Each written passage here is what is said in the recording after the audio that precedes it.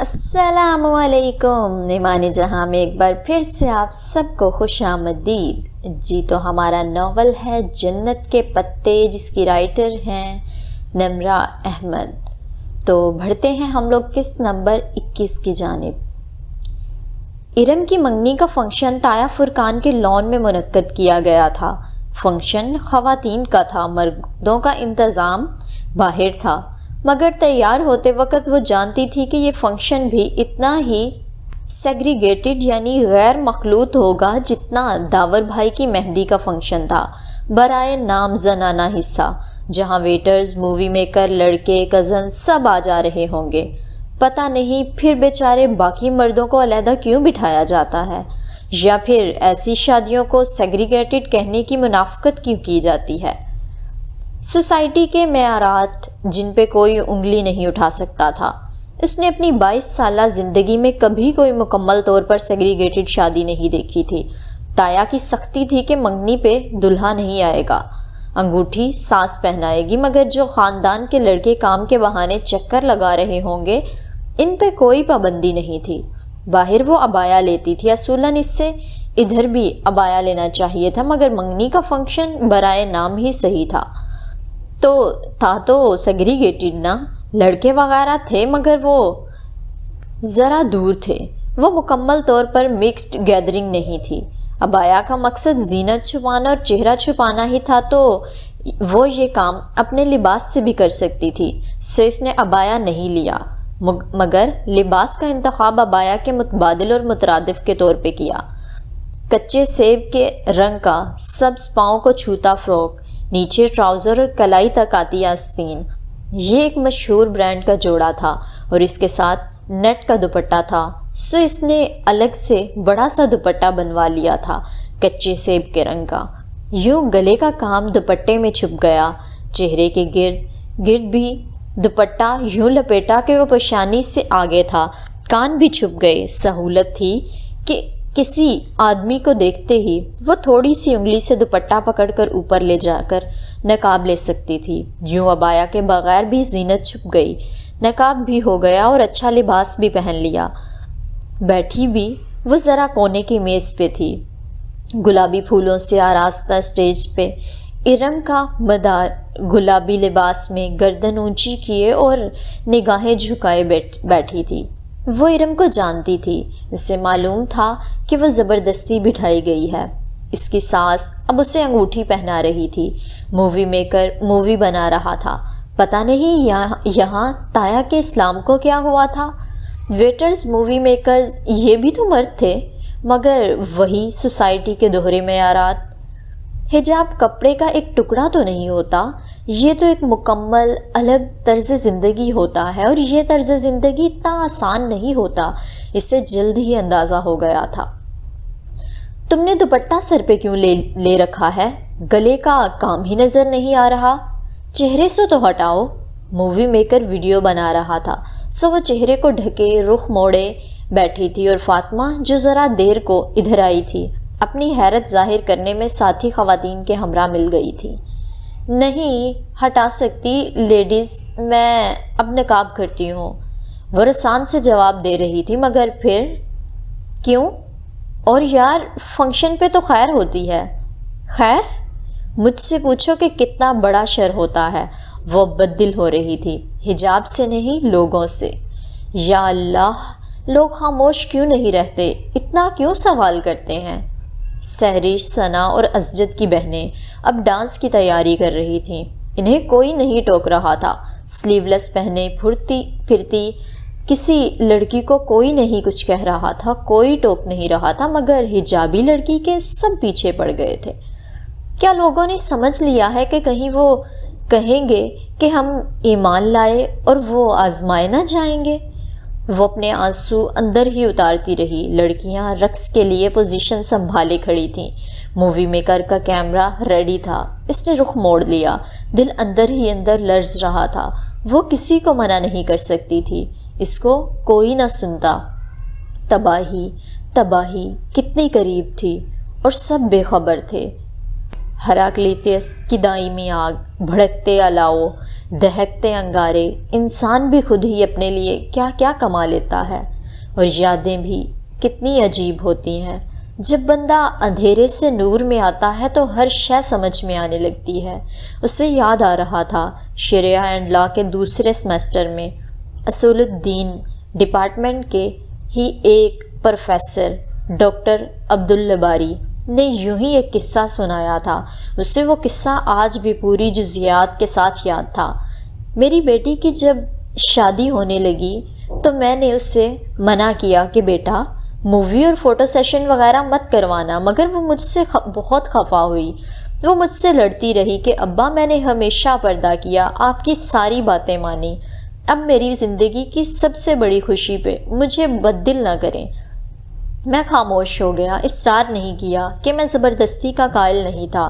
شادی ہوئی، اس کے سسرال نے فوٹو سیشن کا مکمل انتظام کروا رکھا تھا۔ میں چپ رہا۔ شادی کے چوتھے روز میں اپنے کمرے میں آرام کرسی پہ بیٹھا تھا کہ میری بیٹی آئی اور میرے قدموں میں بیٹھ کر چپ چاپ رونے لگی۔ میں نے بتھیرا پوچھا کہ کیا ہوا؟ اس نے کچھ نہیں بتایا، بس یہی کہا، ابا آپ ٹھیک کہتے تھے۔ میری بیٹی کے آنسو میرے دل پہ اس دن سے گڑ گئے، اور یہی سوچتا ہوں کہ پتہ نہیں ہم اپنی خوشی کے موقع پہ اللہ کو ناخوش کیوں کر دیتے ہیں۔ جب ڈاکٹر عبدالباری نے وہ قصہ سنایا تھا تو اس نے چند حجابی لڑکیوں کی آنکھوں سے آنسو گرتے دیکھے تھے۔ تب کندھے اچکا کر وہ حیران ہو کر سوچتی تھی کہ یہ کیوں رو رہی ہیں۔ اب اسے پتہ چلا تھا کہ وہ کیوں رو رہی تھی۔ فنکشن ختم ہونے تک اس کا دل اچاٹ ہو چکا تھا۔ رات اپنے کمرے میں ڈریسنگ ٹیبل کے سامنے وہ بالیاں اتارنے کے ارادے سے بے دلی سے کھڑی تھی۔ کچے سیب کے رنگ کا دوپٹہ کندھے پہ تھا اور بال کھول کر آگے ڈال رکھے تھے۔ بہاریں بھی اس کی نقل میں گھنگریالی پونی آگے کو ڈال لیتی تھی۔ پتہ نہیں وہ بہنیں فون کیوں نہیں اٹھاتی اور میل کا جواب بھی نہیں دیتی۔ خیر 2 ہفتے ہی تو رہ گئے ہیں، جا کر پوچھ لوں گی۔ دروازے پہ دستک ہوئی، وہ چونکی، پھر آگے بڑھ کر دروازہ کھولا۔ وہاں جہان کھڑا تھا، زمرد رنگ کا کرتا اور سفید شلوار پہنے۔ پتہ نہیں کہاں سے کرتا خرید کر لایا تھا، مگر اچھا تھا۔ آستین عادتاً کوہنیوں تک موڑے وہ ہاتھ میں 2 مگ لیے کھڑا تھا۔ کافی پیو گی؟ وہ پھر سے وہی دوستانہ سے انداز والا جہان سکندر بن چکا تھا۔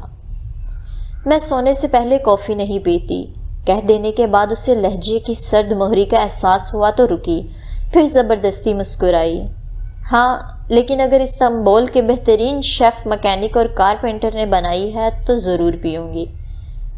تم ایک لفظ کا اضافہ کرتے کرتے رک گئیں، کرمینل۔ وہ مسکرایا تو حیا کی مسکراہٹ غائب ہو گئی۔ کیا مجھے اس الفاظ کا اضافہ کرنا چاہیے؟ ہم اس بارے میں بات کر سکتے ہیں حیا۔ 2 ہفتے بعد اسے بالآخر اس کے متعلق بات کرنے کا خیال آ ہی گیا تھا۔ ٹھیک ہے، چھت پہ چلتے ہیں۔ اس نے کانوں سے بالیاں نہیں اتاری جن میں موتی پروئے تھے، جہان کے موتی۔ وہ سچ نہیں بولتا تھا، اس کے موتی کیسے نکل آئے؟ وہ ان 2 ہفتوں میں یہ سوچتی رہی تھی۔ نامحسوس طور پہ بھی وہ عبدالرحمن پاشا سے متفق تھی کہ وہ سچے موتی ہی تھے، مگر جہان کو تو یاد بھی نہیں ہوگا کہ یہ وہی موتی ہیں۔ چھت پہ اندھیرا تھا، دور نیچے کالونی کی بتیاں جل رہی تھیں۔ وہ دونوں میں ڈیر کے ساتھ لگے جھولے پہ آ بیٹھے، ہلکا ہلکا ہلتا جھولا ان کے بیٹھنے سے بالکل تھم گیا۔ حیا نے کافی کا مگ لبوں سے لگایا۔ اچھی بنی ہے۔ آخر استنبول کے بہترین شیف، مکینک اور کارپینٹر نے بنائی ہے۔ اوہ، تم نے بھی کریمنل کا اضافہ نہیں کیا؟ کیونکہ میں کریمنل ہوں بھی نہیں۔ کیا تمہیں میرا اعتبار ہے؟ ہاں۔ اس نے سوچنے کا وقت بھی نہیں لیا۔ سامنے دیوار پہ ابا کے گملوں سے اوپر ان دونوں کے سائے گر رہے تھے۔ پودوں کی ٹہنیوں سے اوپر وہ عجیب سی ہیئت بنا رہے تھے۔ ٹھیک ہے، پھر تم مجھے بتاؤ کہ تم اس شخص کو کیسے جانتی ہو جو اس روز میرے ساتھ تھا؟ عبدالرحمن پاشا، امت اللہ حبیب پاشا کا بیٹا۔ اس نے آنے کا پورا نام لیا۔ وہ ذرا چونک کر اسے دیکھنے لگا۔ ہاں، تم کیسے؟ لمبی کہانی ہے، سنو گے؟ اس نے بے نیازی سے شانوں کو جنبش دے کر پوچھا۔ وہ سامنے دیوار پہ ہی دیکھ رہی تھی۔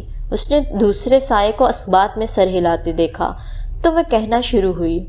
اپنے سائے کو ہلتے لب دکھائی نہیں دیتے تھے، نہ ہی کان میں پڑی بالی کے موتی کی چمک۔ اگر دکھائی دے رہی تھی تو وہ پریشانی، اذیت اور اضطراب جسے وہ پچھلے 5 ماہ سے اپنے دل میں چھپائے ہوئے تھی، جس کا ایک حصہ اس نے ڈی جے کے ساتھ بانٹنا بھی تھا، اور اب اس نے پورا ہی بانٹ دیا۔ باجی کی طرف سے میل وصول ہونے والی رات جب پہلی دفعہ پھول آئے تھے، اس سے لے کر اس روز کے واقعے تک اس نے سب کہہ سنایا۔ وہ بالکل خاموشی سے سنتا رہا، اگر بولا تو صرف اس وقت جب اس نے استقلال جدیسی میں پاشا کے چہرے پہ کافی الٹنے کا واقعہ بتایا۔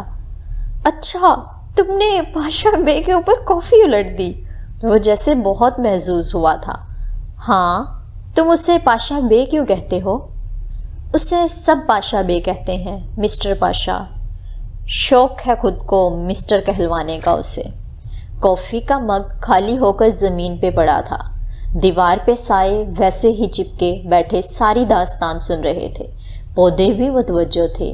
جب وہ خاموشی ہوئی تو وہ جیسے سوچتے ہوئے بولا، یعنی کہ اس نے تمہارے بارے میں معلومات حاصل کی مجھے بلیک میل کرنے کے لیے، مگر میں صرف ایک بات نہیں سمجھ سکا، اتنا سب کچھ ہوا اور تم نے کبھی اپنے پیرنٹس کو نہیں بتایا، کیوں؟ تم نے کسی سے مدد کیوں نہیں لی؟ مجھے ہی بتا دیتی۔ میں کبھی بھی ان کو یہ نہیں بتا سکتی جہان، اب تو معاملہ ختم ہو گیا ہے، مگر جب یہ شروع ہوا تھا تو مجھے ترکی جانا تھا۔ اگر میں بتاتی تو وہ مجھ سے فون لے لیتے اور گھر سے نکلنے پہ پابندی لگا دیتے۔ ترکی تو جانے کا سوال ہی نہیں تھا۔ ویسے بھی میں جانتی تھی کہ جو میرے گھر کے اندر پھول رکھ کر جا سکتا ہے، میرے فون میں ٹریسر لگوا سکتا ہے، اس کے خلاف ابا بھی کچھ نہیں کر سکتے۔ اور ابا کو بتانے کا مطلب تھا کہ تایا فرقان کو بھی بتا دینا، یعنی پورے خاندان میں تماشا۔ ابا تایا ابا کو نہ بتائیں یہ نہیں ہو سکتا، اور اتنی بہادر تو میں تھی ہی کہ خود اپنے مسئلے حل کر سکتی۔ سو تو ہے، اس نے سر ہلا کر اعتراف کیا۔ کیا تم واقعی جاننا چاہتی ہو کہ میں پاشا بے کو کیسے جانتا ہوں؟ دیکھ لو، تم نے بھی ساری بات جان لی۔ تم نہ بھی بتاؤ، میں نے تب بھی جان ہی لینا ہے۔ تمہارے پاس کوئی دوسرا آپشن نہیں ہے۔ اللہ اللہ، یہ اعتماد! وہ پہلی دفعہ ہنسا تھا۔ وہ ہولے سے مسکرا دی۔ اصل میں نے کچھ عرصہ ہوٹل گرینڈ پہ کام کیا ہے، اس لیے میں ان سو کولڈ بھائیوں کو قریب سے جانتا ہوں۔ یہ سگے بھائی نہیں ہیں، یہ مافیا بھائی ہیں، ایک ہی مافیا فیملی کا حصہ ہیں۔ مگر یہ بات عدلار میں اگر کوئی میرے علاوہ جانتا ہے کہ وہ سگے بھائی نہیں ہیں تو وہ امت اللہ حبیب پاشا ہیں۔ خیر، میرا پاشا بے سے کچھ مسئلہ ہو گیا ہے اور میں استقلال اسٹریٹ پہ آ گیا۔ وہ ریسٹورنٹ اس کا ہی ہے، اور وہ عورت جس کو میں اپنی لینڈ لیڈی بتاتا ہوں، اس کو وہی بھیجتا ہے۔ وہ اس کا ساتھی شیئر ہولڈر ہے۔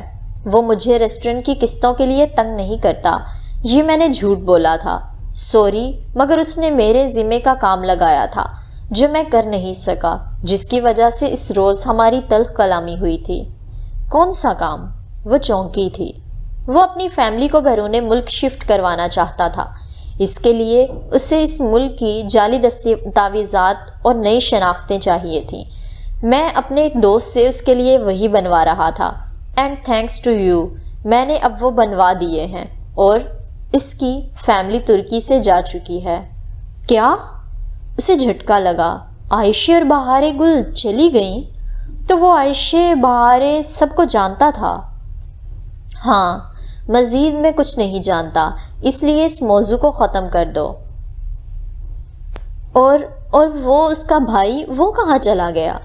میں نہیں جانتا حیا، وہ اب کہاں ہے؟ اس نے شانے اچکا دیے، وہ جیسے اس موضوع سے بچنا چاہتا تھا۔ پھر حیا نے دیکھا اس کا سایہ اٹھ کھڑا ہوا تھا، پودوں کے اوپر سے ہوتا پوری دیوار پہ پھیل گیا۔ اس نے سائے میں اس کا چہرہ تلاشنے کی کوشش کی مگر ناکام رہی۔ کتنا سچ تھا، کتنا جھوٹ، سائے میں سب گڈ مڈ ہو چکا تھا۔ تم کیا کرتے پھرتے ہو جہان؟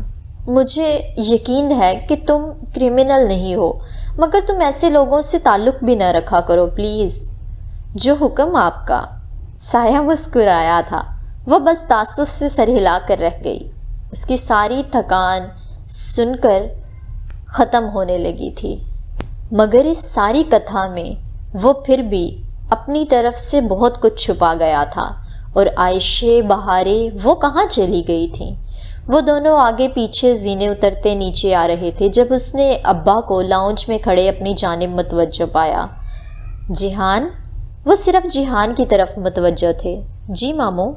وہ پرسکون انداز میں قدم اٹھاتا سیڑھیوں سے نیچے ان کے سامنے جا کھڑا ہوا۔ مجھے کچھ پوچھنا ہے تم سے۔ وہ بہت سنجیدہ لگ رہے تھے۔ وہ پہلی سیڑھی پہ ریلنگ پہ ہاتھ رکھے کھڑی ان کو دیکھنے لگی۔ میں سن رہا ہوں ماموں، کہیے۔ تم روہیل سے ان ٹچ ہو، یہ میں جانتا ہوں، مگر کیا کوئی ایسی بات ہے جو تم مجھے بتانا چاہو جو کہ میں نہیں جانتا؟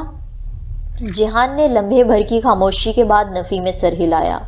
نہیں، میں اس معاملے میں نہیں پڑھنا چاہتا۔ یعنی کہ کوئی بات ہے؟ ماموں، میں دوسروں کے معاملے میں مداخلت کرنا نہیں چاہتا، کبھی نہیں کی میں نے، اس لیے خاموش رہوں گا۔ البتہ آپ اپنے طور پہ کسی سے بھی پتہ کروا سکتے ہیں۔ پتہ کروا لیا تھا، تم سے تصدیق چاہ رہا تھا۔ بہرحال مجھے اپنا جواب مل گیا ہے، تم آرام کرو۔ اس کا شانہ تھپ تھپا کر وہ آگے بڑھ گئے۔ ان کے چہرے کی سنجیدگی اور اضطراب پہلے سے بڑھ چکا تھا۔ جیحان واپس سیڑھیاں چڑھ کر اوپر آیا۔ اس کا کمرہ اوپر تھا، وہ ابھی تک وہیں کھڑی تھی۔ کیا ہوا؟ جواباً جیحان نے ذرا سے شانے اچکائے۔ تمہیں پتہ چل جائے گا، اب ذہن پہ زور مت دو، سو جاؤ۔ وہ اپنے کمرے کی طرف بڑھ گیا۔ سایہ غائب ہو گیا، روشنی عیاں تھی۔ وہ الجھی ہوئی واپس کمرے میں آئی تھی۔ جیحان سکندر کے ساتھ رہنے کا مطلب تھا انسان بہت سے رازوں کے ساتھ رہے اور پھر صبر سے ان کے کھلنے کا انتظار کرے۔ وہ تمام سوچوں کو ذہن سے جھٹک کر عائشہ کو ای میل کرنے لگی۔ جیحان نے ٹھیک کہا تھا، اسے پتہ چل جائے گا، مگر حیا کو اندازہ نہیں تھا کہ اسے اتنی جلدی پتہ چل جائے گا۔ اسی رات وہ ابھی کچی نیند میں تھی کہ سبین پھپھو نے پریشانی کے عالم میں جھنجھوڑ کر اسے اٹھایا۔ حیا، جلدی اٹھو۔ وہ ہڑبڑا کر اٹھ بیٹھی۔ سمجھ میں نہیں آیا کہ کیا ہو رہا ہے۔ تمہارے ابا کو ہارٹ اٹیک ہوا ہے، چلو ہسپتال چلنا ہے۔ وہ پھٹی پھٹی نگاہوں سے پھپھو کو دیکھے گئی۔ زندگی ایک دفعہ پھر استقلال اسٹریٹ میں پہنچ گئی تھی۔ اس کے سامنے ڈی جے تھی، گری پڑی تھی اور کسی کا جوتا اس کی اینک پہ آیا تھا۔ ایک آواز کے ساتھ اینک ٹوٹی تھی، وہ آواز جو کانچ ٹوٹنے کی ہوتی ہے، وہ آواز جو زندگی کی ڈور ٹوٹنے کی ہوتی ہے۔ سلیمان صاحب کو شاید شدید قسم کا دل کا دورہ پڑا تھا۔ وہ CCU کارڈیک کیئر یونٹ میں تھے اور ان کی حالت ٹھیک نہیں تھی۔ باقی سب کہاں تھے اسے کچھ نہیں پتا تھا۔ وہ تو بس دونوں ہاتھوں میں سر تھامے بینچ پہ بیٹھی روئے جا رہی تھی۔ کوریڈور میں کون آ جا رہا تھا اسے ہوش نہ تھا۔ وہ پھر سے ٹاکسم فرسٹ ایڈ ہسپتال کے موت کے سناٹے جیسی کوریڈور میں پہنچ گئی تھی۔ وہ بہتر ہیں، یقین کرو وہ ٹھیک ہو جائیں گے، جیحان اس کے ساتھ بینچ پہ بیٹھے ہوئے بولا۔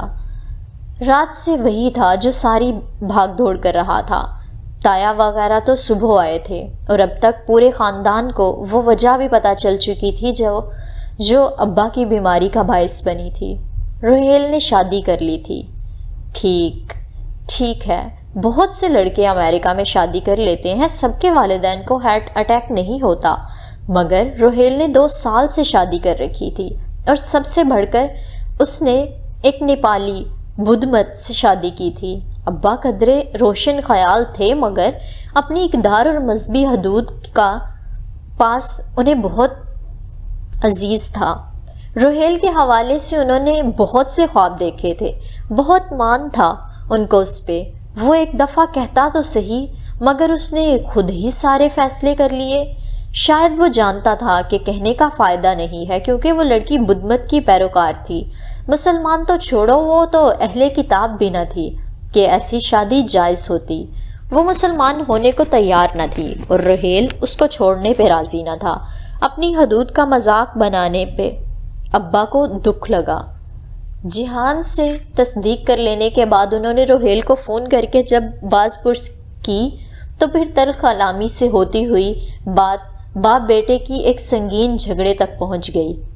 ابا نے غصے میں اسے سخت برا بھلا کہا اور پھر ہر تعلق توڑ دیا، مگر فون کال کی ڈور ٹوٹنے سے قبل ہی وہ ڈھہ گئے تھے۔ پھپھو اور فاطمہ اس سارے معاملے کی گواہ تھیں۔ معلوم نہیں وہ کیوں سوتی رہ گئیں۔ جب میں روہیل کے پاس رات رہا تھا تب اس لڑکی نے مجھے ٹریٹمنٹ دی تھی۔ انہوں نے کچھ نہیں بتایا، مگر میں جان گیا تھا کہ ان کے درمیان کیا ہے۔ اس کے کوئی سال ڈیڑھ بعد انہوں نے شادی کی تھی۔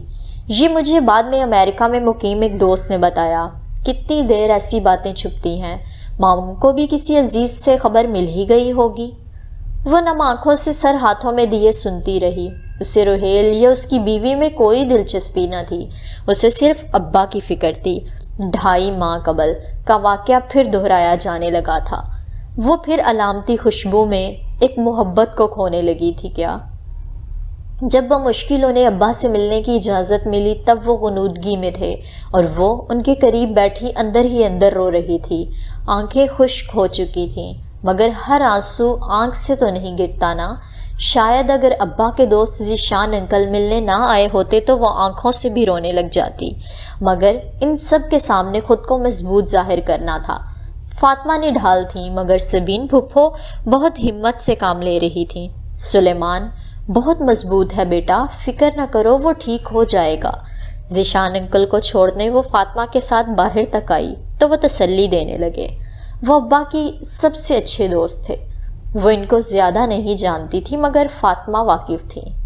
ان کے ساتھ ان کی بیٹی بھی تھی، 15-16 سالہ ریجا، جو قد اور ذہنی طور پر اپنی عمر سے پیچھے تھی۔ قدرے اب نارمل بچی جو گھنگریالے بالوں والا سر جھکائے مسلسل اخبار پہ قلم سے کچھ لکھتی رہی تھی۔ ریجا بہت ذہین ہے۔ اس کی نگاہوں کو اپنی بیٹی پہ پا کر ذیشان انکل مسکرا کر بتانے لگے، اسے ورڈ پزل اور کراس ورڈز کھیلنے کا بہت شوق ہے۔ پورا چارٹ حل کرنے میں کئی دن لگاتی ہے، مگر کر لیتی ہے۔ وہ پھیکی سی مسکراہٹ کے ساتھ سنتی رہی۔ وہ اپنی بیٹی کو ہمیشہ اپنے ساتھ رکھتے تھے، چاہے گھر ہو یا آفس، محبت ہی یا فکر یا پھر دونوں۔ ان کے جانے کے بعد وہ کچھ دیر کے لیے گھر آئی تھی۔ گھر پہ وحشت اور ویرانی چھائی تھی، جیسے سب کچھ تھم گیا ہو۔ وہ بھی ابایا اتار رہی تھی کہ فون بجنے لگا، پرائیویٹ نمبر کالنگ۔ اس روز کے بعد میجر احمد نے آج کال کی تھی، مگر اس نے کال کاٹ دی۔ دوبارہ فون کرنے لگا، مگر حیا نے فون بند کر دیا۔ وہ اس آدمی سے کوئی رابطہ نہیں رکھنا چاہتی تھی، یہ ضرورت تھی بھی نہیں۔ ابا ابھی اسپتال میں تھے جب سبین پھپھو اور فاطمہ ان کے پاس تھیں، سو وہ اور جہان گھر پہ تھے۔ وہ شام کا وقت تھا، مگر روشنی باقی تھی۔ حیا چھت پر منڈیر کے ساتھ لگے جھولے پہ آ بیٹھی ابا کے گملوں کو دیکھ رہی تھی۔ آج وہ ان پہ سائے نہیں تھے، مگر وہ پھر بھی مرجھائے ہوئے لگ رہے تھے۔ ان کا اس گھر میں خیال رکھنے والا جو تھا وہ اب خیال رکھنے کی پوزیشن میں نہیں رہا تھا۔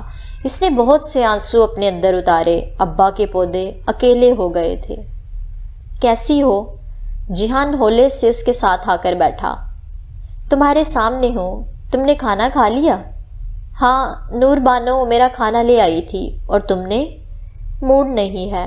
وہ بھی تک گملوں کو دیکھ رہی تھی۔ وہ اسے سرزنش کرنے ہی لگا، مگر رک گیا۔ منڈیر کے سوراخ سے اسے جیسے کچھ نظر آیا تھا۔ سنو، یہ آدمی کون ہے؟ کون؟ حیا نے ذرا چونک کر گردن پھیری۔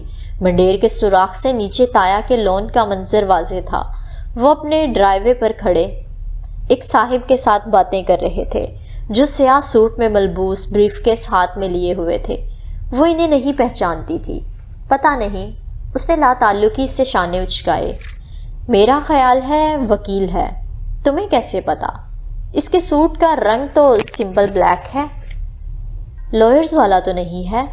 مگر ٹائی دیکھو حیا، جیٹ بلیک، وکیل کی مخصوص ٹائی۔ وہ آنکھوں کی پتلیاں سکیڑے ان کو دیکھتے ہوئے کہہ رہا تھا۔ اور میرا خیال ہے وہ ادھر آنے کا ارادہ رکھتے ہیں۔ حیا نے ذرا حیرت سے اسے دیکھا۔ وہ اپنے ڈرائیوے پہ کھڑے ہیں۔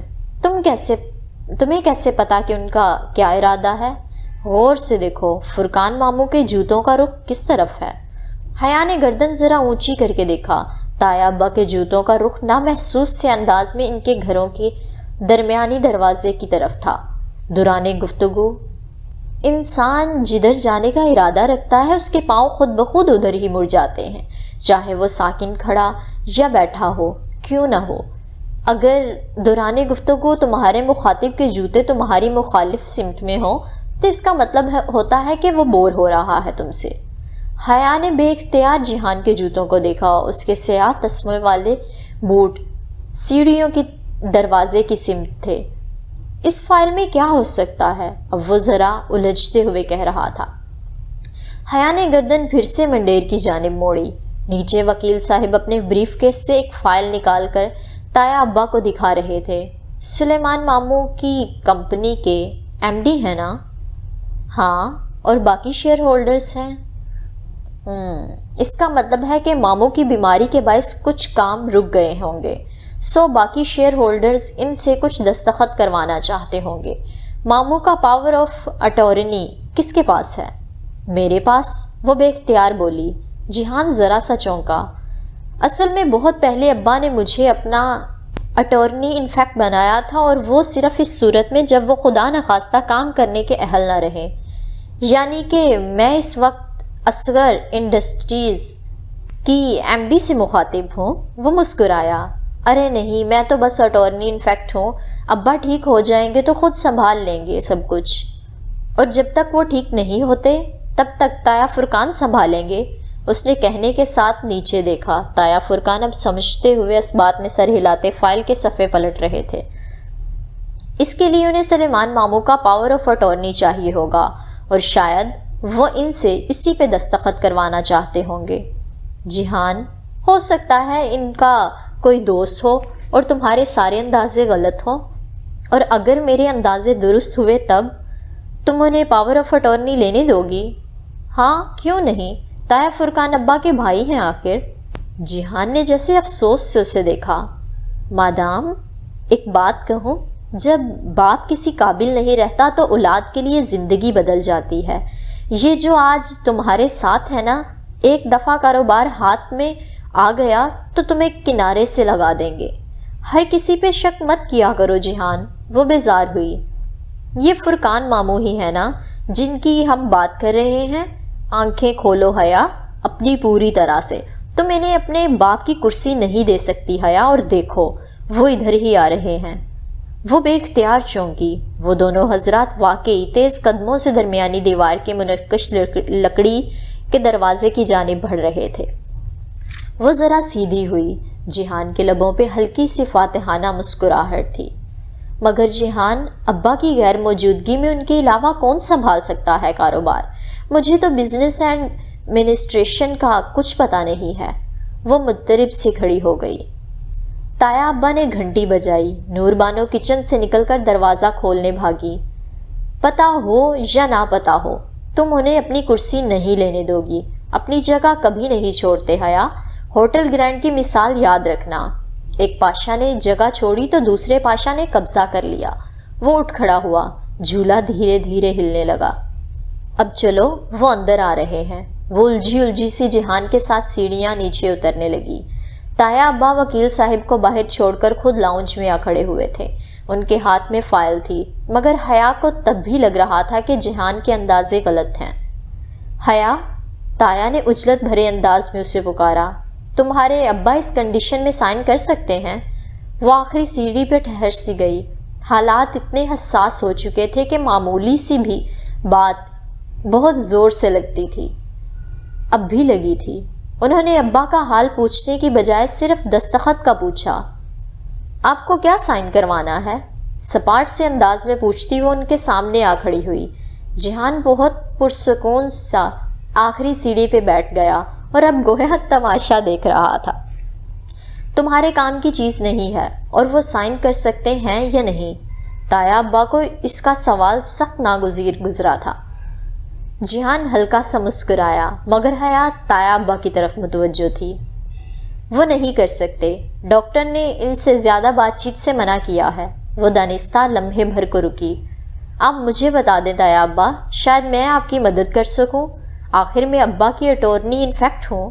تایا فرقان کو جیسے جھٹکا لگا، وہ حیرت بھری الجھن سے اسے دیکھنے لگے۔ تم؟ سلیمان نے تمہیں کب اٹارنی انفیکٹ بنایا؟ بہت پہلے ابا نے اپنا ڈیوریبل پاور آف اٹارنی مجھے دیا تھا، اور اس کے مطابق میں ابا کی جگہ کام کر سکتی ہوں۔ پر اعتماد وہ ہمیشہ سے تھی، اور اب بھی تایا فرقان کی باروب شخصیت کے سامنے کھڑی بہت اطمینان سے انہیں بتا رہی تھی۔ خلاف توقع وہ ایک دم غصے میں آ گئے۔ دماغ خراب ہے سلیمان کا، وہ اس طرح کیسے کر سکتا ہے؟ اب تو وہ کر چکے ہیں، آخر میں ان کی بیٹی ہوں، انہیں مجھ پہ بھروسہ ہے۔ کیا مذاق ہے یہ؟ وہ جیسے جھنجھلائے تھے۔ اب سارا کام کیسے چلے گا؟ کیا میں ذرا سی بات کے لیے تمہارے پاس ادھر آتا رہوں گا؟ او نہیں تایا ابا، میں آپ سب کو اپنی وجہ سے زحمت نہیں دوں گی، کسی کو ادھر نہیں آنا پڑے گا، میں کل سے خود ہی آفس آ جاؤں گی۔ اوہ انٹرسٹنگ۔ آخری زینے پہ مطمئن سے بیٹھے تماشائی نے دلچسپی سے انہیں دیکھا، جو آمنے سامنے کھڑے تھے۔ وہ جیسے دونوں کا تقریباً لڑوا کر بہت لطف اندوز ہو رہا تھا۔ تم آفس آؤ گی؟ تمہیں کیا پتا بزنس ایڈمنسٹریشن کا؟ دبے دبے غصے سے انہوں نے ہاتھ سے گویا ناک سے مکھی اڑائی۔ کیا فرق پڑتا ہے تایا ابا؟ داور بھائی جب پولیٹیکل سائنس میں سمپل ایم اے کر کے آج بورڈ آف ڈائریکٹرز میں شامل ہو سکتے ہیں، تو پھر چند دن کے لیے ابا کی کرسی میں کیوں نہیں سنبھال سکتی؟ وہ لب بھیج کر بمشکل ضبط کر کے رہ گئے۔ ہمارے خاندان کی بچی اب آفس آئے گی، لوگ کیا کہیں گے آخر؟ وہ ذرا سے دھیمے پڑے۔ جب وہ اپنے تایا چچا اور تایا زاد بھائی کے ہمراہ آفس آئے گی تو لوگ کچھ نہیں کہیں گے۔ وہ پہلی دفعہ ذرا سی مسکرائی۔ عجیب رواج چل پڑے ہیں۔ تایا ابا ماتھے پہ بل لیے پلٹ گئے اور لمبے لمبے ڈھک بھرتے باہر نکل گئے۔ اپنے پیچھے دروازہ انہوں نے ذرا آواز کے ساتھ بند کیا تھا۔ کیا بات ہے بھائی، وہ مسکرا کر ستائشی انداز سے کہتا سیڑھی سے اترا۔ بس تالی نہیں بجائی، ورنہ انداز ویسا ہی تھا۔ تایا ابا نے مجھ سے کبھی ایسے بات نہیں کی جہان۔ وہ ابھی تک ملال سے دروازے کی طرف دیکھ رہی تھی، جہان سے آنکھیں نہیں ملائی تھی۔ آہستہ آہستہ وہ اس سے بھی زیادہ تحقیر سے بات کریں گے، بس دیکھتی جاؤ حیا۔ مگر وہ ٹھیک کہہ رہے تھے، میں کیسے ابا کی سیٹ پہ بیٹھ سکتی ہوں؟ مجھے واقعی ان کے کاروبار کا کچھ نہیں پتا۔ اب پہلی دفعہ اسے فکر ستانے لگی۔ تایا کے سامنے جو بڑے بڑے دعوے کیے تھے، ان کو ثابت کرنے کے لیے وہ کیا کرے گی؟ ایک دم سے بہت سا بوجھ اس کے کندھوں پہ آ گرا تھا۔ حیا، جب تم نے اس رات مجھے وہ ساری باتیں بتائی تھی تو میں نے تمہارے بارے میں ایک رائے قائم کی تھی۔ دو رائے قائم کی تھی۔ پہلی یہ کہ وہ لڑکی کسی کی مدد لیے بغیر اتنا کچھ خود ہی تنہا سہتی ہے، وہ بہت مضبوط لڑکی ہوتی ہے۔ شاید چند ماہ قبل تم اتنی مضبوط نہ ہو، مگر اب ہو گئی ہو۔ وہ نرمی سے کہتا اس کے سامنے آ کھڑا ہوا۔ وہ ابھی تک دروازے کو دیکھ رہی تھی۔ اور دوسری یہ کہ تم نے اس سائیکو آفیسر کا پزل حل کر لیا، جس سے مجھے لگا کہ تم ایک سمجھدار اور ذہین لڑکی ہو، جو معمولی سی باتوں سے بھی اپنے مسائل کے حل ڈھونڈ لیتی ہے۔ یقین کرو، بزنس سنبھالنے کے لیے کسی ڈگری سے زیادہ کامن سینس، مضبوط اعصاب اور ذہانت کی ضرورت ہوتی ہے، اور وہ سب تمہارے پاس ہے۔ پھر فکر کیسی؟ اس نے دروازے سے نگاہیں ہٹا کر جہان کو دیکھا۔ کیا تم میری مدد کرو گے؟ بہت پر امید انداز میں اس نے اس سے پوچھا تھا۔ بالکل بھی نہیں، جو کرنا ہے اکیلے کرو، خود کرو، کیونکہ تم کر سکتی ہو۔ ایک لا تعلق سا تبصرہ کر کے وہ دروازے کی طرف بڑھ گیا۔ اس نے تل ملا کر اسے جاتے دیکھا۔ آخر اس نے مدد مانگی ہی کیوں اس آدمی سے؟ سوچا بھی کیسے کہ وہ اس کی مدد کرے گا؟ وہ تو جہان تھا، وہ تو ہمیشہ سے اسے تنہا چھوڑ کر چلے جانے کا عادی تھا۔ اب وہ کیا کرے گی؟ سر ہاتھوں میں تھامے وہ صوفے پہ گر سی گئی۔ اس کی انا کا سوال تھا۔ تایا کے سامنے اتنے دعوے کر کے وہ پیچھے نہیں ہٹ سکتی تھی۔ پیچھے ہٹنے کا راستہ بند تھا۔ اسے کل سے واقعی آفس جانا پڑے گا، وہ جانتی تھی۔ چند دن کی ہی تو بات ہے، اس نے خود کو تسلی دی۔ رات وہ ابا سے ملنے گئی۔ جب فاطمہ قریب نہیں تھی تو ان کا ہاتھ پکڑ کر نرمی سے اس نے اپنے فیصلے کا بتایا۔ ساری بات سن کر وہ نحیف سے انداز میں ہلکا سا مسکرائے۔ باقر صاحب سے مل لینا، وہ تمہیں کام سمجھا دیں گے۔ بہت دھیمی آواز میں وہ بس اتنا سا کہہ پائے تھے۔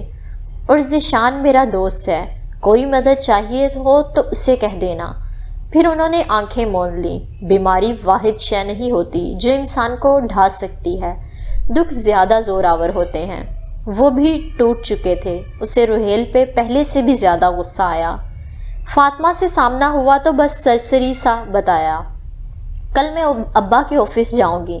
انہوں نے حیرت سے اسے دیکھا۔ کیوں؟ ابا نے کہا تھا۔ اچھا، آپ یہ کاروباری باتیں ان سے مت کیجیے گا، ڈاکٹر نے منع کیا ہے۔ وہ نگاہ بچا کر پاس سے نکل گئی۔ وہ فاطمہ کو جانتی تھی، اسے معلوم تھا کہ وہ اس فیصلے پہ بہت خوش نہیں ہوں گی، اور خوش تو شاید خود بھی نہیں تھی۔ وہ خود بھی ایسا نہیں چاہتی تھی۔ یہ تو جہان تھا جس نے اسے پھنسوا دیا تھا اور پھر خود پیچھے ہٹ گیا تھا۔ سلیمان صاحب کو آفس نہایت پرتعیش انداز میں آراستہ کیا گیا تھا۔ گرے اور گہرے نیلے کی تھیم کے ساتھ سفید چمکتے ماربل ٹائلز، قیمتی پردے، شاہانہ سا فرنیچر اور اس اونچی سیاہ گھومنے والی کرسی کی تو شان ہی الگ تھی جس پہ وہ اس وقت بیٹھی تھی، اپنے سلک کے سیاہ عبائے میں ملبوس، دونوں کوہنیاں کرسی کے ہتھ پہ جمائے، انگلیوں سے دوسرے ہاتھ میں موجود پلاٹینیم گھماتے ہوئے ٹیک لگا کر بیٹھی وہ سنجیدگی سے سر ہلاتی باقر صاحب کی بریفنگ سن رہی تھی۔ نفاست سے کیے گئے نقاب میں سے جھلکتی آنکھیں متوجہ انداز میں سکڑی ہوئی تھیں۔ وہ دھیڑ عمر اور شریف النفس سے انسان لگتے تھے، اور اب پوری جاں فشانی سے اسے ابا کی کنسٹرکشن کمپنی کے بارے میں آگاہی دے رہے تھے۔ Board of directors, share holders, company کے زیر تعمیر پروجیکٹس، ٹینڈرز، وہ سب سن رہی تھی، مگر بعض اصطلاحات بہت مشکل تھیں، اسے سب سمجھ میں نہیں آ رہا تھا۔ رہ رہ کر اسے کاروباری معاملات میں اپنی کم عقلی کا افسوس ہو رہا تھا۔ وہ خود کو سمجھا رہی تھی کہ یہ افسوس بھی کم علمی کا ہی ہے، نہ کہ تایا کو یوں چیلنج کرنے کا، مگر شاید آخر اس ذکر پہ اسے زیادہ افسوس ہوا تھا۔ کمپنی میں 40% شیئرز آپ کے والد کے ہیں میم، بس 20% فرقان صاحب کے، 20% زاہد صاحب کے اور 10% سیٹھی صاحب کے۔ اور آخری 10%؟ پہلی دفعہ اس نے زبان کھولی اور ساتھ ہی آفس کا دروازہ کھلا۔ حیا نے چونک کر دیکھا اور پھر ناگواری کی ایک لہر نے اسے سر سے پاؤں تک گھیر لیا۔ اگر اسے تھوڑا سا بھی خیال آتا کہ آخری 10% شیئر ہولڈرز ولید لغاری ہو سکتا ہے تو وہ کبھی آفس نہ آتی۔ اوہ، آپ آفس آئی ہیں؟ وہ آپ پر زور دیتا تنزیہ مسکراہٹ کے ساتھ بہت اعتماد سے چلتا اندر آیا تھا۔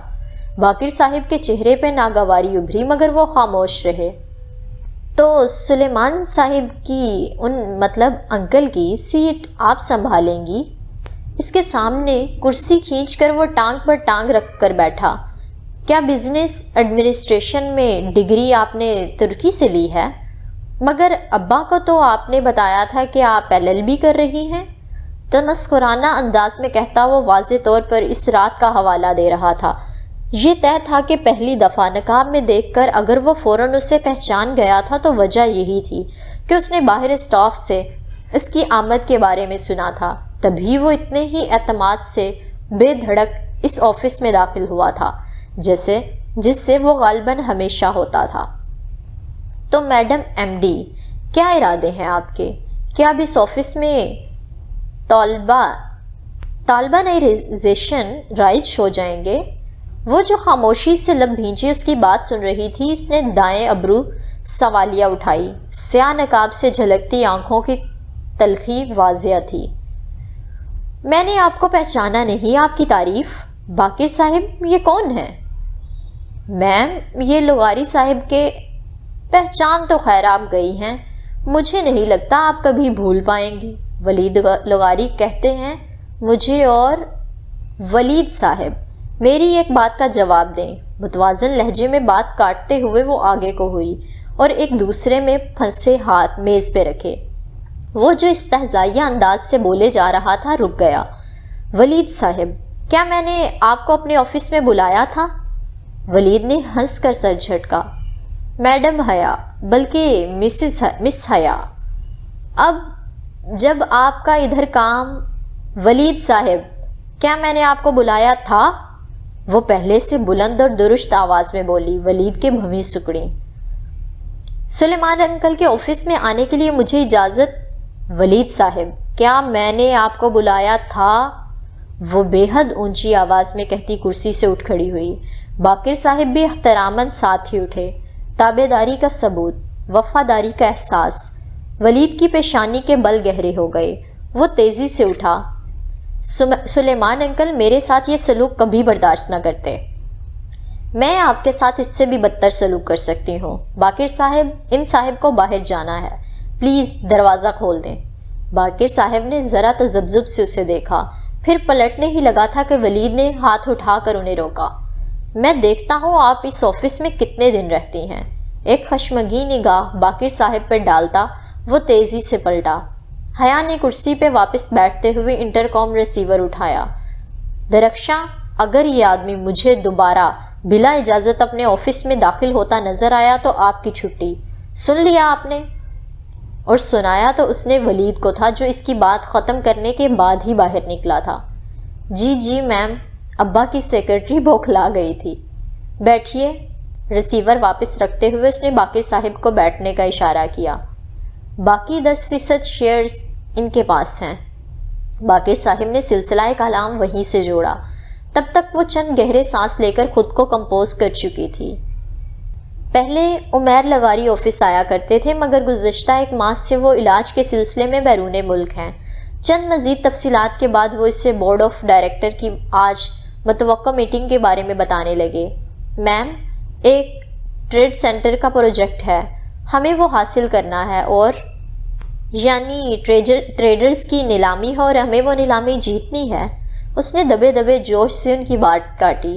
گزرتے گزرتے کبھی کوئی سوپ سیریل دیکھتی تھی تو اس میں عموماً ٹریڈرز کی نیلامی ہو رہی ہوتی تھی اور مخالف کمپنیاں بولی لگا رہی ہوتی تھیں۔ سو کم از کم کچھ تو پتہ تھا اسے کنسٹرکشن کمپنی کے متعلق۔ باقر صاحب لمحے بھر کو خاموش ہوئے، پھر نفی سے سر ہلایا۔ نہیں میم، ٹینڈرز کی نیلامی کا معاملہ نہیں ہے۔ اچھا، اس نے خفت چھپاتے ہوئے ہلا دیا۔ اب وہ درمیان میں نہیں بولے گی، خاموش رہ کر بس سنے گی۔ اصل میں ایک گروپ ٹریڈ سینٹر بنانا چاہ رہا ہے۔ وہ اس کے لیے مختلف کمپنیوں کے آئیڈیاز دیکھنا چاہتے ہیں کہ کون ان کی زمین کو بہترین طور پر استعمال کر کے ٹریڈ سینٹر بنا سکتا ہے۔ اگر ہمارا آئیڈیا اپروو ہو گیا تو پروجیکٹ ہمیں مل جائے گا۔ میں ہیڈ آرکیٹیکچر کو بھیجتا ہوں، وہ آپ کو مزید بریف کر دیں گے۔ باقر صاحب مؤدب انداز میں اٹھے۔ ہیڈ کوارٹر آرکیٹیکٹ رضوان بیگ صاحب درمیان عمر کے تجربہ کار انسان تھے، مگر ان کا انداز یوں تھا گویا ان کے سامنے کوئی ان پڑھ لڑکی بیٹھی ہو جس کو بریف کرنا وہ اپنی شان میں توہین سمجھتے ہوں۔ جان بوجھ کر مشکل اصطلاحات استعمال کرتے ہوئے وہ بہت لاپرواہی سے اس کو اپنا کام دکھا رہے تھے۔ یہ ٹریڈ سینٹر ہے، یہ پارکنگ الاٹ ہے، یہاں ہم یوں کریں گے اور یہاں ہم یوں۔ حیا اسی انداز میں کمر سیٹ سے ٹکائے ہتھیلیاں ملائے بیٹھی بہت تحمل سے ان کی بات سن رہی تھی۔ اب آپ کو تو پتہ نہیں ہوگا میم، بہرحال یہ اتنا شاندار پروجیکٹ پلان ہے کہ عمارت دیکھتے ہی گاہک فوراً اسے کار ادھر پارک کرے گا اور شاپنگ شروع کر دے گا۔ خیر، میں تو اس موت کے کنویں میں کبھی کار پارک نہ کروں۔ کار کو کچھ ہو گیا تو رحیل کبھی نہیں چھوڑے گا کہ وہ اس کی کار تھی، مگر اب تو رحیل نے بھی بہت کچھ چھوڑ دیا، اور کار تو جہان کے پاس تھی۔ پتہ نہیں وہ اس وقت کیا کر رہا ہوگا۔ اف حیا، کام پہ توجہ دو۔ وہ سر جھٹک کر ان کی طرف متوجہ ہوئی۔ ڈیزائن کی اسے واقعی کچھ سمجھ نہیں آئی تھی، لیکن اگر وہ اتنے قابل آرکیٹیکچر اس کی اتنی تعریف کر رہے تھے تو وہ یقیناً وہ بہت اچھا ہوگا۔ وہ قائل ہو گئی۔ بورڈ آف ڈائریکٹر کی میٹنگ اس کی توقع سے زیادہ بری رہی۔ جب وہ کانفرنس روم میں داخل ہوئی تو لمبی کانفرنس ٹیبل کے دونوں اطراف کی کرسیوں کی قطاروں پہ سوٹڈ بوٹڈ افراد منتظر سے بیٹھے تھے۔ سربراہی کرسی خالی تھی۔ وہ فائل سنبھالے تیز تیز قدموں سے چلتی کرسی تک آئی۔ کوئی اس کے لیے کھڑا نہیں ہوا۔ اس نے میز پر پرس رکھا اور کرسی سنبھالتے ہوئے فائل کھولی۔ پھر گردن اٹھا کر دیکھا تو سب حضرات اسی کی طرف متوجہ تھے۔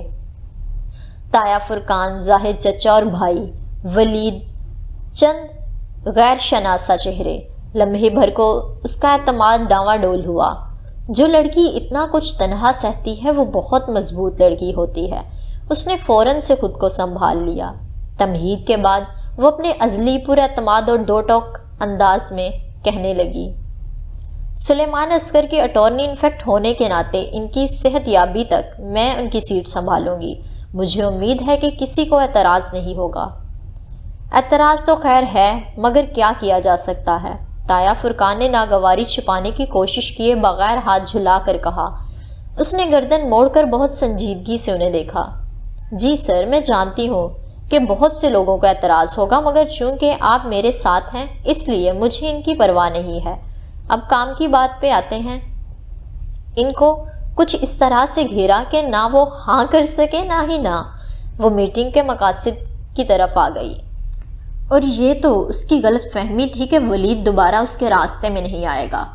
ولید سمیت تقریباً سب ہی، حتیٰ کہ داور بھائی بھی تمام عرصے میں اس سے بات پہ بات سوال کرتے رہے، جان بوجھ کر کنفیوز کرنے والے سوال، اور پھر اس کی توجیہ پہ استہزائیہ انداز میں سر جھٹک دیا جاتا۔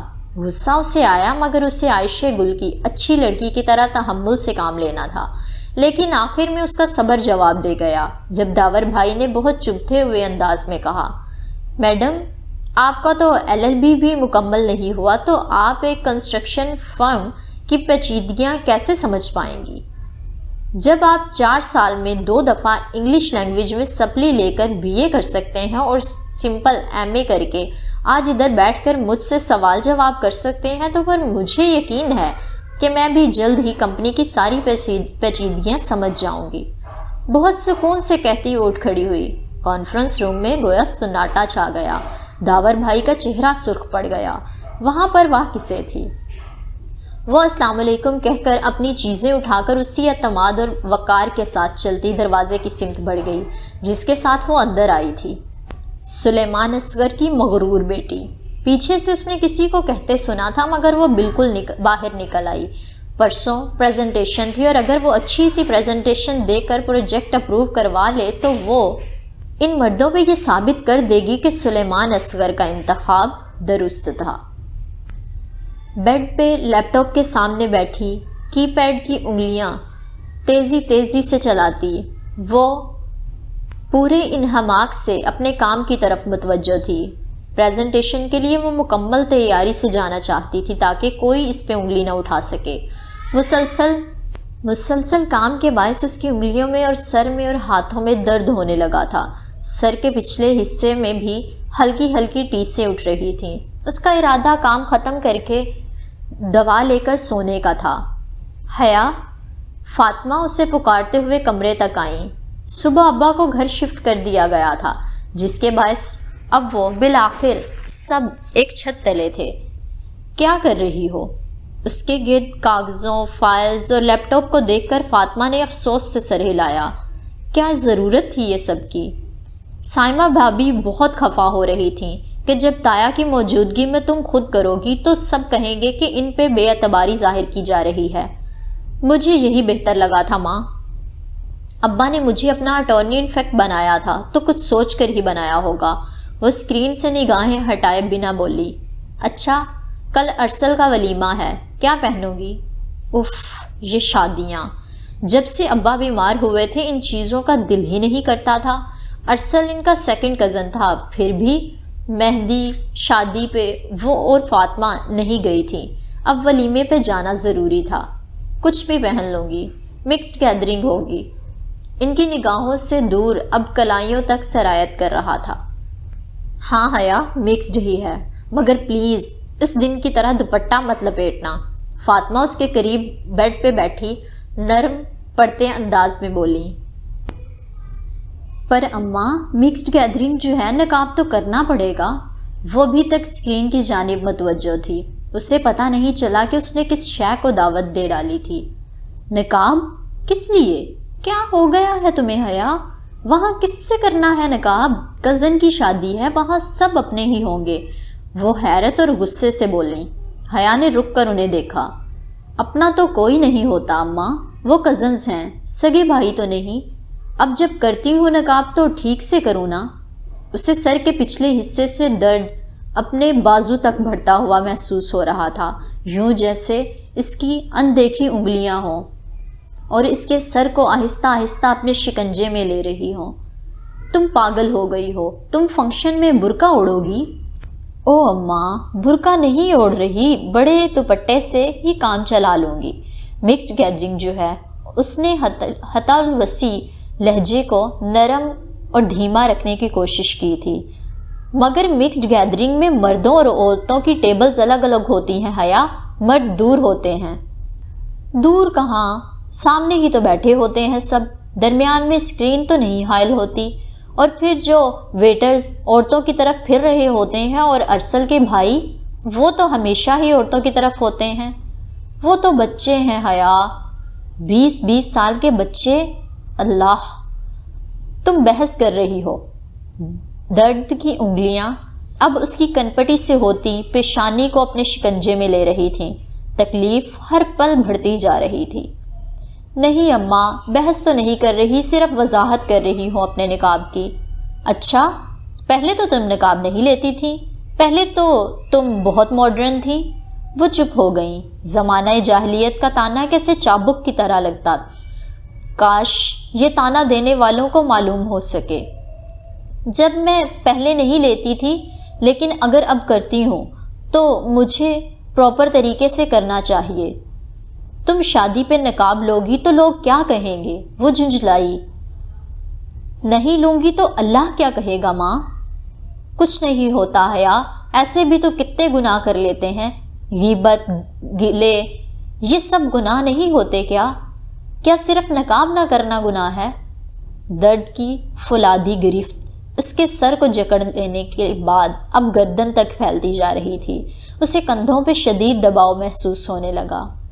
اماں، میں نے کب کہا ہے کہ میں بہت نیک ہوں یا کوئی گناہ نہیں کرتی؟ لیکن اگر میں کوئی نیک کام کرنا چاہتی ہوں تو مجھے مت روکیں۔ حیا کو لگا وہ التجا کر رہی ہے، وہ بنو قریظہ سے منت کر رہی ہے۔ اچھا، پہلے تو تم نے کبھی احساس نہیں کیا گناہ ثواب کا؟ جب ابا اور تایا کہتے تھے تب تو تمہیں نہیں پتہ چلتا تھا کہ میں نے بات ماننی ہے؟ پھر وہی پہلے کا تانا۔ تو اماں، اگر میں تایا کے کہنے پہ اللہ کی مانتی تو میں قابل قبول ہوتی کیا؟ مجھے شاباش بھی ملتی اور داد بھی، لیکن اگر میں اپنی مرضی سے اللہ کی مانوں تو میں قابل قبول نہیں ہوں کیا؟ اس نے دکھ سے انہیں دیکھا۔ وہ ماں کی باتوں پہ اذیت میں جا رہی تھی، وہ ماس کی برچھی کی طرح زخمی کرتی اذیت کندھوں سے گزرتی سینے میں اتر رہی تھی۔ مجھے بیکار کے دلائل مت دو حیا، اپنا LL بھی مجھ پہ مت آزماؤ۔ ارم کی منگنی پہ تھوڑے لوگ تھے، بات دب گئی، لیکن اگر اب اتنے بڑے فنکشن پہ نقاب لے کے جاؤ گی تو جانتی ہو لوگ کتنی باتیں بنائیں گے۔ اماں، آپ لوگوں سے ڈرتی ہیں جبکہ اللہ زیادہ حقدار ہے کہ اس سے ڈرا جائے۔ اور لوگوں کا کیا ہے؟ سائمہ تائی تو پہلے بھی مجھ پہ باتیں بناتی ہی تھی، مگر فاطمہ بیزار ہو چکی تھی۔ حیا، شادیوں پہ کون حجاب لیتا ہے؟ میں لیتی ہوں اور میں لے کر دکھاؤں گی۔ نہیں، میں کوئی دعویٰ نہیں کر رہی، لیکن اگر میں اپنے خاندان کی وہ پہلی لڑکی ہوں جو شادیوں میں بھی حجاب لے تو میں وہ پہلی لڑکی بنوں گی اماں۔ تکلیف اس کی شریانوں میں کسی سیال مادے کی طرح تیرتی، اندر سب کچھ جلاتی، دل میں قطرہ قطرہ گرنے لگی تھی۔ حیا، شادیوں پہ تو خیر ہوتی ہے۔ نہیں اماں، شادیوں پہ ہی تو، ان تقریبات سے ہی تو خیر کم اور شر زیادہ نکلتے ہیں۔ کتنا برا لگے گا تم نقاب میں بیٹھی ہوگی۔ انہیں رہ رہ کر اس کی کم عقلی پہ افسوس ہو رہا تھا۔ کس کو برا لگے گا؟ لوگوں کو، مگر اللہ کو اچھا لگے گا ماں۔ اچھا، یعنی ہم جو نقاب نہیں کرتے ہم سب کافر ہوئے؟ ہاں، ہم سب بہت برے ہوئے۔ میں نے یہ کب کہا ہے اماں؟ میں خود نقاب لیتی ہوں مگر کسی دوسرے پر تو تنقید نہیں کرتی. میں تو کسی سے کچھ بھی نہیں کہتی اماں. اس کی آواز بھیگ گئی. درد اب اس کے دل کو کاٹ رہا تھا، الٹی چھری سے ذبح کر رہا تھا. خندق کی کوئی جنگ بنو قریظہ کے بغیر نہیں لڑی جاتی. اسے بھی بنو قریظہ مل گیا تھا اور وہاں سے ملا تھا جہاں سے اس نے کبھی تصور بھی نہیں کیا تھا، اس کی ماں سے. تم مت کہو، مگر تمہارا حجاب چیخ چیخ کر یہی کہتا ہے کہ میں بہت اچھی ہوں اور باقی سب برے ہیں. انہوں نے ہاتھ اٹھا کر چمک کر کہا. وہ کہیں سے بھی ایک مہذب اور تعلیم یافتہ خاتون نہیں لگ رہی تھی. اماں، اگر کوئی ایسا سمجھتا ہے تو یہ اس کے اپنے اندر کی انسیکیورٹی ہے، میرا کیا قصور؟ میں تو کسی کو برا نہیں سمجھتی، میں تو بس آگ سے بچنا چاہتی ہوں. یہ تو سب پہلے کیوں نہیں کرتی تھیں؟ بچپن سے علم تھا تمہیں جہنم کی آگ کا، یا نہیں علم تھا؟ پہلے صرف علم تھا اماں، اب یقین آ گیا ہے. اس نے بہت زور سے آنسو اپنے اندر اتارے. کیا لوگوں نے واقعی سمجھ لیا ہے کہ وہ کہیں گے ہم ایمان لائے اور وہ آزمائے نہ جائیں گے؟ اچھا، صرف پردہ نہ کرنا گناہ ہے، ماں کی بات نہ ماننا گناہ نہیں ہے؟ کیا قرآن نہیں پڑھا تم نے کہ والدین کو اف بھی نہیں کرتے؟ اس نے جواب میں گہری سانس لی. اماں، آپ کو بھی پتہ ہے اور مجھے بھی پتہ ہے کہ آپ اس آیت کو غلط جگہ پہ غلط طریقے سے کوٹ کر رہی ہیں. میں آپ کو ناراض نہیں کرنا چاہتی مگر اللہ کو بھی ناراض نہیں کر سکتی. بس کرو، پتہ ہے مجھے یہ سب تم جہان کے لیے کر رہی ہو. وہی ہے ایسی دقیانوسی سوچ کا حامل. ترکی میں رہ کر بھی فرق نہیں پڑا. اسے دیکھتی ہوں میں کس طرح روز فجر پہ مسجد جا رہا ہوتا ہے. اماں، کوئی لڑکی اپنی مرضی سے حجاب لینے لگے تو سب یہ کیوں فرض کر لیتے ہیں کہ وہ کسی کے دباؤ میں آ کر یہ کر رہی ہے؟ کوئی یہ ماننے کو تیار کیوں نہیں ہوتا کہ اس لڑکی کا اپنا دل بھی کچھ کہہ سکتا ہے؟ مگر پہلے تو تم نہیں کرتی تھی نا؟ وہ غصے سے کہتی اٹھی. اور کرو، جس سے بھی کرنا ہے نقاب کرو، میں کون ہوتی ہوں کچھ کہنے والی؟ وہ تن فن کرتی باہر نکل گئیں. الٹی چھری ابھی تک اس کے دل کو کاٹے جا رہی تھی. خون کے قطرے اندر ہی اندر گر رہے تھے. مائیں بھی بعض دفعہ کتنا دل دکھاتی ہیں مگر انہیں کبھی احساس نہیں ہوتا. اس نے آنکھوں کو ہتھیلی کی پشت سے رگڑا مگر آنسو پھر بھی ابل رہے تھے. جاڑے اور بھوک کی تکلیف میں خندق کھودنا کتنا کٹھن ہوتا ہے نا. یہ بنو قریظہ کی بے وفائی سہنا، اس نے خود سے پوچھا تھا. اور اگر یہ دونوں ساتھ مل جائیں تب؟ اس کا دل ابھی تک تکلیف سے رس رہا تھا. واقعی ہم لوگ کبھی کبھی کتنا دکھ دے جاتے ہیں نا دوسرے سامنے والوں کو. ہمیں احساس بھی نہیں ہوتا کہ وہ ان کے اندر پتہ نہیں کیا چیز، کون سا احساس ہے جو جاگا ہے، لیکن ہم لوگ اپنے سوئے ہوئے ضمیر میں انہیں اتنا کرٹیسائز کر جاتے ہیں کہ ان کا دل دکھا دیتے ہیں. اور دوسری طرف جو چیز مجھے یہاں پہ بہت دل کو لگی ہے اس ناول میں وہ یہ کہ واقعی ہمارے باپ، بھائی، پیرنٹس ہمیں اپنے ڈر سے کیوں حجاب اوڑھنے کی تلقین کرتے ہیں، کیوں وہ ہمیں اپنا ڈر ڈالتے ہیں، کیوں وہ اللہ کا ڈر نہیں ڈالتے. ڈر پہ زیادہ حق تو اللہ کا ہے نا، ہمیں اللہ سے زیادہ ڈرنا چاہیے مگر وہ اپنا ڈر کیوں ڈال دیتے ہیں. اسی وجہ سے لڑکیاں بھاگی ہو کے حجاب سے دور بھاگتی ہیں، گھر سے نکلتی ہیں چادر اوڑھ کے، نقاب اوڑھ کے، یونیورسٹی میں جاتے یا بایا کیوں اتار دیتی ہیں؟ صرف اپنے بھائیوں کے، باپ کے ڈر سے. اگر انہی لڑکیوں کو اللہ کا ڈر ڈالا جائے تو وہ کبھی ایسی غلطی نہ کریں کیونکہ اللہ تو ہر جگہ پہ موجود ہوتا ہے نا. ناول نے ایک بہت خوبصورت موڑ لے لیا ہے. حیا کی زندگی میں بہت سی مشکلات بھی آنے والی ہیں مگر ان مشکلات پہ وہ ثابت قدم کیسے رہتی ہے اور کیسے وہ سروائیو کرتی ہے. اب تو اس نے آفس بھی جوائن کر لیا ہے تو دیکھتے ہیں کہ کس طرح سے وہ ولید لغاری سے بچ کے نکلتی ہے، کس طرح سے وہ اپنے دامن کو ان کانٹوں سے چھپا چھپا کے بچا کے گزرتی ہے. اور میجر احمد اور عبد الرحمن پاشا کیا واپس اس کی زندگی میں کبھی نہیں لوٹیں گے؟ جاننے کے لیے دیکھتے رہیے اور انتظار کیجیے اگلے ایپیسوڈ کا. لیکن جانے سے پہلے ویڈیو کو لائک کر دیں، کومنٹ باکس میں اپنی رائے کا اظہار ضرور کیجیے گا کہ آپ کو ناول سے کیا مل رہا ہے. ملیں گے اگلی قسط کے ساتھ، تب تک کے لیے اللہ حافظ.